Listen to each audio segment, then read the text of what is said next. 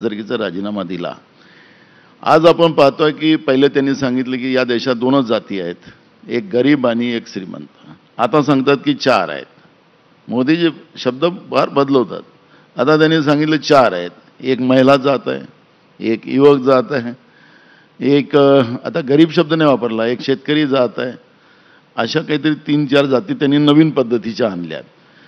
आता मला एक सांगा की ज्या पक्षाचा मुखियाच वारंवार खोटं बोलत असेल तर त्यांच्याकडून काय अपेक्षा करायच्या? मी तर तुमच्याच चॅनलला आलो होतो खासदारकीचा राजीनामा दिल्यानंतर. मी सांगितलं की मी आनंदित आहे. कुठे गेलेत साहेब? ते दिसत नाही.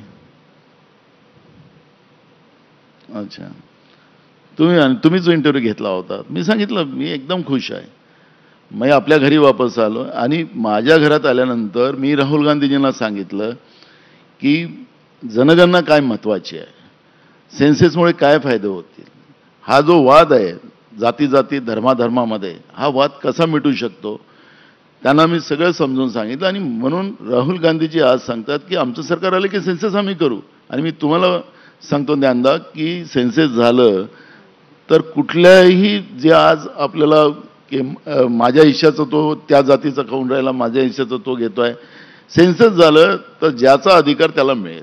आणि मी तुम्हाला सांगतो की देशामध्ये एकात्मतेचं वातावरण सेन्सेस नसल्यामुळे, म्हणून मी विधानसभा अध्यक्ष असताना मी सुमोटो ठराव आणला होता. आणि त्यासाठी जेव्हा आणला तेव्हा देशपातळीवर चर्चा झाली. अनेक राज्यांनी माझ्यानंतर अनेक विधानसभेने ठराव केला. त्याच्यात बिहार होतं, त्याच्यानंतर दक्षिणेतले अनेक राज्य होते. त्यांचे मला फोन आणलेत की कसं तुम्ही ठराव आणला. मी त्यांना सांगितलं हे असं असं ठराव आणलाच पाहिजे.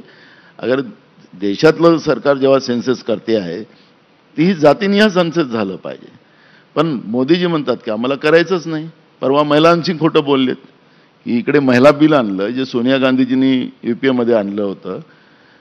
विधानसभा आणि लोकसभेमध्ये महिलांचं आरक्षण मोदी सरकारने आणलं असं आपण म्हणतो आणि त्यांनी फार गाजावाजा केला.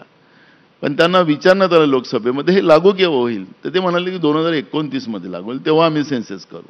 कुठल्या सेन्सेसच्या आधारावर करणार? अशा पद्धतीचं महागाईत तर महिला देशातल्या महिला तर त्रासल्याच आहेत. पण एकीकडे विधानसभा आणि लोकसभेचं गाजर दाखवलं, आरक्षण आणलं त्याच्यामध्ये, पण एकीकडे सेन्सेसमुळे थांबवून टाकलं. मग सेन्सेस करायला काय विरोध आहे? का थांबवलं सेन्सेस? त्याचं उत्तर का नाही देत हे लोक? पण राहुल गांधीजींनी ती भूमिका मांडली. राहुल गांधींनी सांगितलं की सेन्सेस आम्ही करू. त्यांनी एक नाही पूर्ण देशाभरात जिथं जिथं गेले त्यांनी सेन्सेसची भूमिका मांडली. मी तुम्हाला सांगतो जसं महाराष्ट्रामध्ये कधी धनगर आदिवासी, कधी OBC मराठा, हे जे वाद निर्माण झालेत हा वादच संपतो. देशपातळीवर हा वाद अनेक राज्यामध्ये विविध जातीमध्ये आहे. हा वादच सेन्सेसमुळे संपतो आणि देश पुन्हा मुख्य प्रवाहात येतो. ही त्या सेन्सेसच्या मागची भूमिका आहे आणि ती भूमिका मी विधानसभा अध्यक्ष म्हणून मी मांडली. आणि राहुल गांधीजींनी ती देशभर आमच्या काँग्रेस पक्षाच्या याच्यामध्ये त्या पद्धतीचा ठरावही पारित करून घेतला आणि स्वतः ते प्रचार करतात. लोकसभेच्या इच्छुकांच्या यादीमध्ये तुम्ही आहात?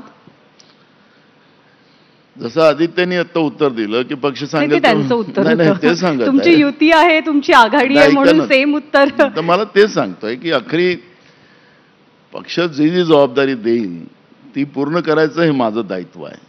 मी पक्षाचा कार्यकर्ता, मी महाराष्ट्र प्रदेशचा अध्यक्ष असेल तरी आखरी निर्णय घेईल हायकमांड. पक्षाला वाटलं की तुम्ही लोकसभा लढा तर मी लोकसभा लढेल. पक्षाने म्हटलं की तुम्ही कॅम्पेन करा तर मी कॅम्पेन करेन.